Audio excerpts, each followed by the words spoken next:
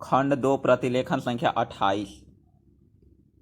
महोदय, पिछले कुछ वर्षों से पर्यावरण की सुरक्षा के बारे में एक उत्साहजनक जागरूकता देखने को मिल रही है।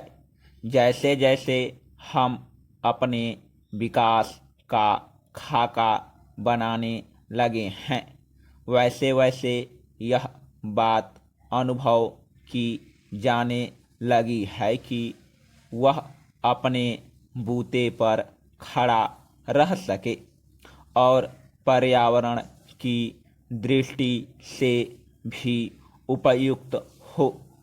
अपने देश की जनता के प्रति हमारा यह दायित्व है कि हम अपनी प्राकृतिक संपदा की रक्षा करें।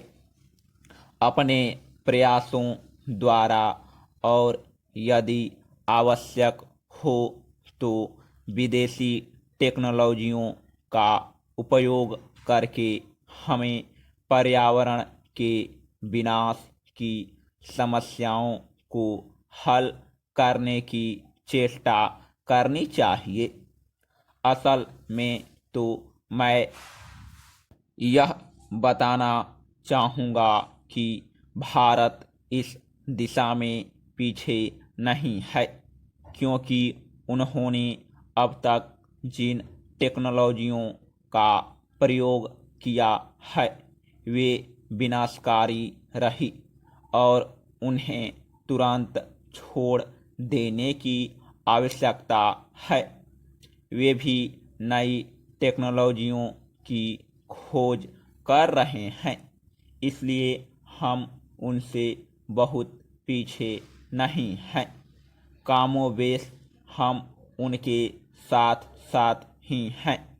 इसलिए हम सब के लिए, अन्य देशों के लिए भी और हमारे देश के लिए भी यह संभव होगा कि हम मिलकर समूचे विश्व के लिए, इस पृथ्वी ग्रह के लिए अपना योगदान दे, ताकि मिलजुल कर सहयोग से हम पर्यावरण की रक्षा के उपाय ढूंढ सके।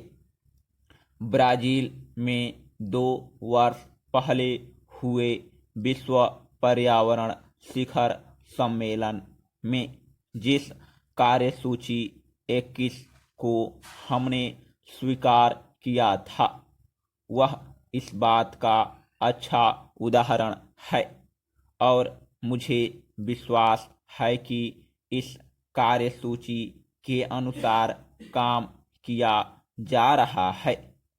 यद्यपि कोई भी काम बिना कठिनाइयों से भरा नहीं होता, विशेषकर जब इसे जटिल विश्व में एक जटिल स्थिति में लागू करना पड़े।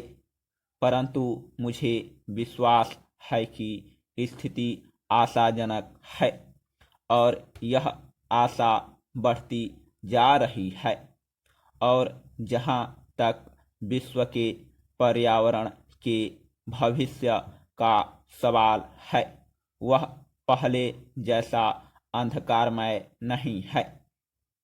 ऐसी टेक्नोलॉजियों को अपनाना संभव होना चाहिए जिनसे पर्यावरण के बेहतर स्तर कायम हो सके, प्राकृतिक संसाधनों को संरक्षण मिल सके और व्यर्थ पड़ी चीज़ों की बेहतर व्यवस्था हो सके। पहल करने के कई उदाहरण मिलते हैं जिनमें पर्यावरण को होने वाले खतरे को रोका जा सका है और लागत की दृष्टि से भी वे प्रभावकारी सिद्ध हुए हैं।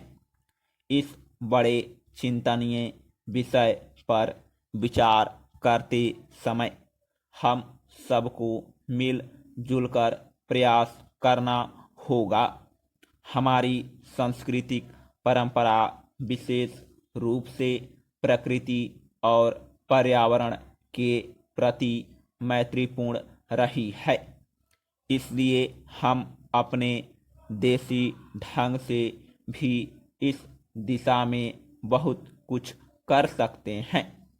मैं जानता हूँ कि सुधारों का यह मार्ग फूलों की सेज नहीं है, विशेषकर इतने बड़े आकार के एक लोकतांत्रिक देश में।